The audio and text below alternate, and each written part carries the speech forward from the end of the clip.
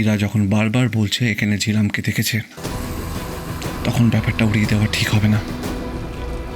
আমি বরং অফিসারকে সবটা ইনফর্ম করব। যদি সত্যি ঝিলাম এখানে এসে থাকে, তাহলে কালই আমরা এখান থেকে চলে যাব।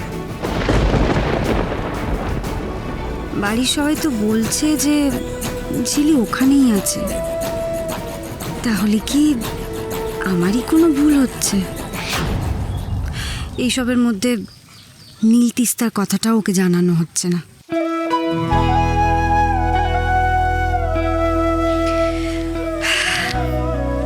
আচ্ছা, তোমাকে যে কথাটা তখন বলবো বলছিলাম বলি? ওই নীল তিস্তার ব্যাপারটা না, বলো।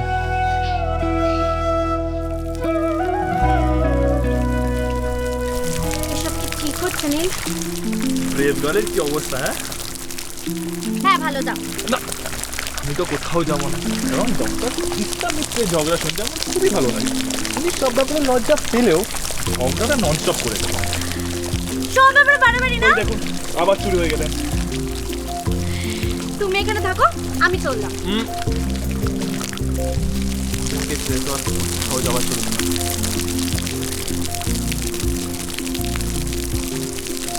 তিস্তা, সব ব্যাপারে এত ঘাবড়ে যাও কেন বলো তো? বৌদি তো বলেছি যে আমাদের ব্যাপারে ব্রোকে সবটা বলে দেবে। ভাববে বলো তো? আরে কি আবার ভাববে? আই এম শিওর যে ব্রো খুব খুশি হবে, খুব খুশি হবে। আর খুশি খুশি আমাদের ব্যাপারটা মেনে নেবে। দেন চটমাগনি পটবি। তুমি সব জানো দেখছি। যা বাবা, কেন আমাদের মাঝে আর কি হবে? তুমি কি একটা প্রেম করবে নাকি, নাকি আমাদের মধ্যে কোনো থার্ড পার্সন এন্ট্রি নেবে? হ্যাঁ, থার্ড পার্সন এন্ট্রি নেবে কিনা জানি না, তবে আমাদের মধ্যে ট্রেনিং তো শিওর এন্ট্রি নেবে। মানে মানে দেখো, এখন আমার ট্রেনিং চলছে, এরপর নার্সিং হোমের প্র্যাকটিস শুরু হবে। অনেক দেরি বিয়ে হতে, বুঝলে? বুঝলাম। তিস্তা, তুমি যত চাও তত দেরি করতে পারো, আমি তোমার জন্য ওয়েট করবো। সত্যি? একদম।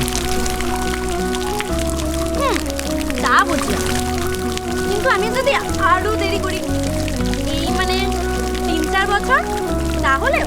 আর কি, সন্ন্যাস গ্রহণ করতে হবে।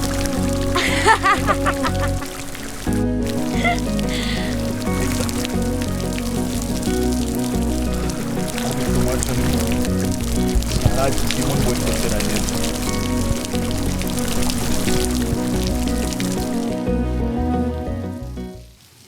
নীল তিস্তার ব্যাপারটা না বন্ধুত্বের থেকেও অনেক দূর এগিয়ে গেছে। আমি অনেক দিন ধরেই ভাবছি তোমাকে বলবো বলবো, বলা আর হচ্ছে না। যেন আমার মনে হয় এবার বাড়িতে ওদের ব্যাপারে কথা বলা উচিত।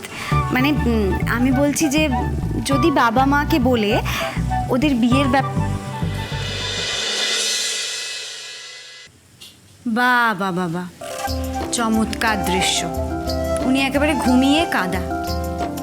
এই নাকি উনি আমার সাথে সারা রাত জেগে ওনার মেয়ের সেবা করবেন, যত্ন করবেন।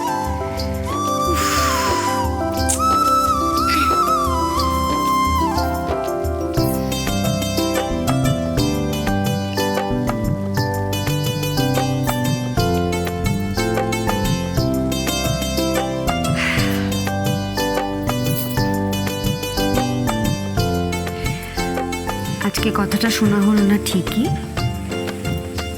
তবে কাল কিন্তু শুনতেই হবে। কারণ আমি নীলকে কথা দিয়েছি যে এখানে এসেই ওদের কথাটা তোমাকে বলব। কাল কিন্তু তোমায় সব কথা শুনতে হবে।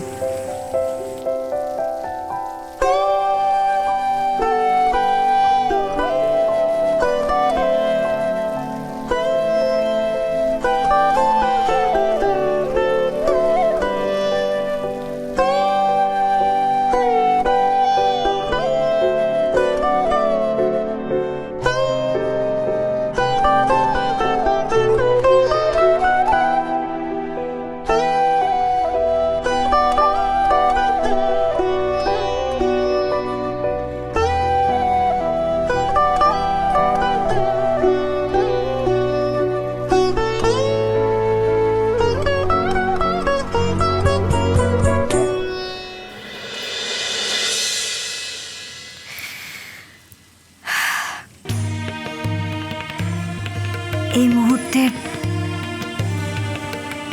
আমি পৃথিবীর সবচেয়ে সবচেয়ে সৌভাগ্যবতী, জানিস? আমার কাছে তুই আছিস, আমার স্বামী।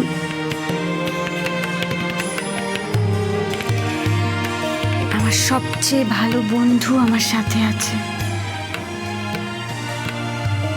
সবটাই আমার কাছে যেন একটা স্বপ্নের মতো মনে হচ্ছে।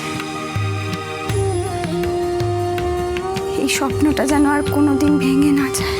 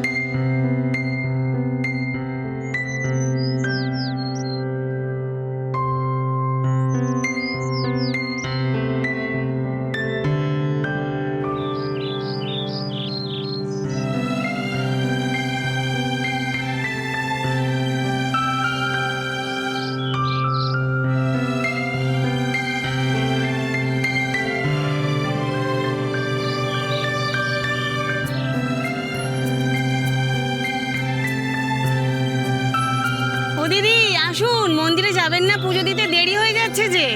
আসছি, চল চল চল।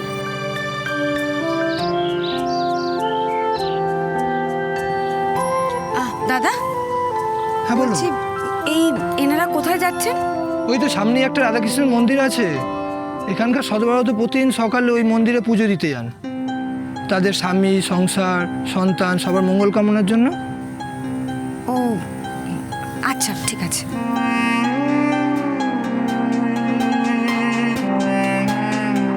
এটা কি উনি সেই মন্দিরের কথাই বলছেন যেখানে কাল আমি ঝিলিকে দেখেছিলাম?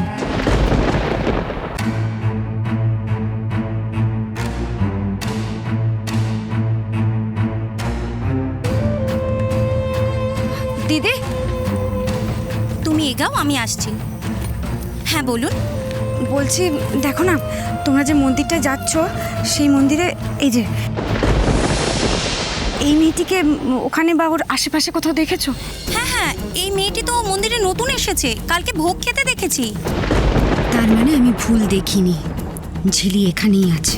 এক মিনিট, বলছি, তুমি আমাকে ওই মন্দিরটা একবার নিয়ে যেতে পারবে? কিন্তু পৌরাণী, আপনি এইভাবে কি করে যাবেন? মন্দিরের পথ তো এখান থেকে অনেকটা দূর। আমি পারবো, আমার কোনো সমস্যা হবে না। কিন্তু ছোটদাবাবুকে না বলে? আমি বলছি তো, কোনো অসুবিধা হবে না। আমার না আসলে ওই মন্দিরে যাওয়াটা খুব জরুরি, তাই। ঠিক আছে, চলুন আমার সঙ্গে। হ্যাঁ।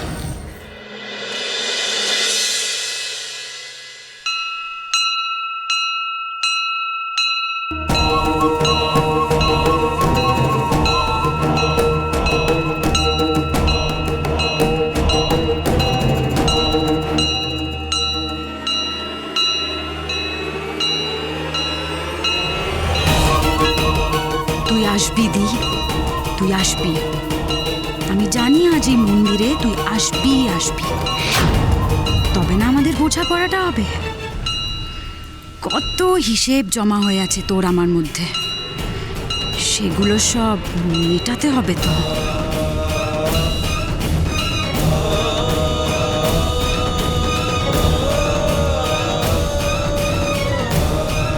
সেদিন তো ওই মন্দিরেই ঝিলিকে দেখেছিলাম, তাহলে নিশ্চয়ই আজও এখানেই থাকবে। চুপ কথা